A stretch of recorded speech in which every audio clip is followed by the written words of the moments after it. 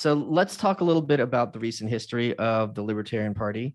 Do you feel, now that you've taken over as chair, any sense of, I don't know if I want to put words in your mouth, like loyalty on behalf of like recent campaigns and candidates? Loyalty. Let me ask you what, let me see what I'm not trying to say, because I'm thinking specifically of, there's a podcaster named Patrick Bet-David, and he has a podcast called Alutainment. And he had the 2020 Libertarian candidate for president, Joe Jorgensen, on his show. And it was disastrous, in my opinion. And in the host's opinion, at one point during the show, he says to her, he's like, have you ever debated anyone? And she brought up, she was the vice presidential nominee with Harry Brown, maybe 2 decades ago. And he said, if I were your team, I would have sat you down in a room and, fired questions at you for 2 weeks.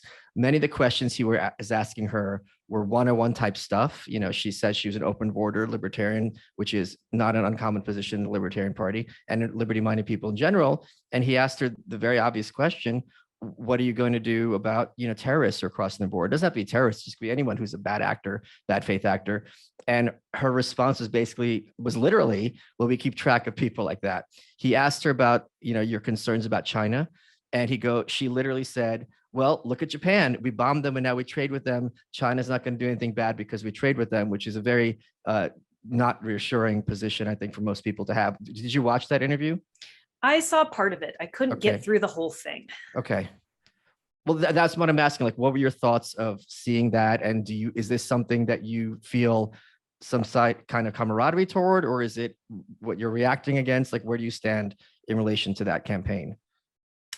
I would say that I had a sit-down one-on-one conversation with Joe Jorgensen yesterday for the first time. Oh. Yes. And the first thing I did was let her air any and all grievances she had towards the National Party and other people, because I want to begin to repair that relationship. And, without totally throwing her under the bus, I would say she needs a lot of help. Okay. She needs help with PR. She needs help to understand why her campaign wasn't well received. A lot of it had to do with staff, but, as her explanation, a lot of it had to do with staff. But, people sometimes wonder, is it because she's a woman? Is it because of this? Is it because, hello, no, I'm right here. I got elected just fine. I had plenty of support. I'm a woman. So I think a lot of our members are really well-meaning. And, she was talking about Ron Paul. She's a little bit more right-leaning into Austrian economics. None of that came through in her campaign. And none of that comes through in any of her interviews. So I think she really needs a little bit of help kind of figuring out what went wrong and how she's going to be better received. I mean, as far as loyalty goes, I feel that I owe it to her to be honest with her in a diplomatic and friendly way so that she can actually make some progress on that. But I don't feel that I have so much loyalty to her that I would lie to her face or tell her, oh, great job. It doesn't matter. Don't listen to those people. You did good. That's not really being loyal anyway, is it? Like just lying to someone. Well, I think things are different. Loyalty in politics is a very dubious word, because it also means being partisan and kind of sweeping things under the rug. And, Reagan famously had his 11th commandment, which is thou shalt not speak ill of your fellow Republicans, which is really hard to stick to when some people who are within your party, whatever party you're going to be, Republican, Democrat, Libertarian, Green, I don't care, are going to be, just bad people, inevitably. Right. And I don't think she's a bad person, but I think she had really bad advice, really bad management. And the 12 shots thing that she said about Dave, I wasn't able to get into that yesterday in our meeting because there was so much to cover, but I'm going to work on that. And I think that someone put her up to saying that. And it's like, you should just go straight to the source. Just check with people. Don't smear them.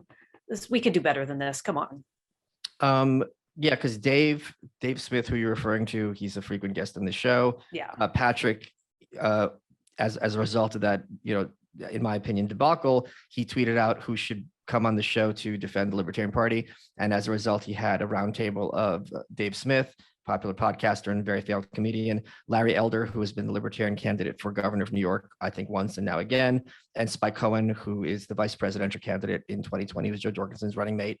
And between the three of them, they did a far better job than she had in articulating the views and the path to victory for the LP. Yeah, absolutely agreed. Like there's really no contest. And those guys are pretty much the best messengers we have, whether you're coming from an anarcho-capitalist, right-leaning, Austrian economics, more, like kind of friendly to the left perspective. Those are the people we should be putting out right now.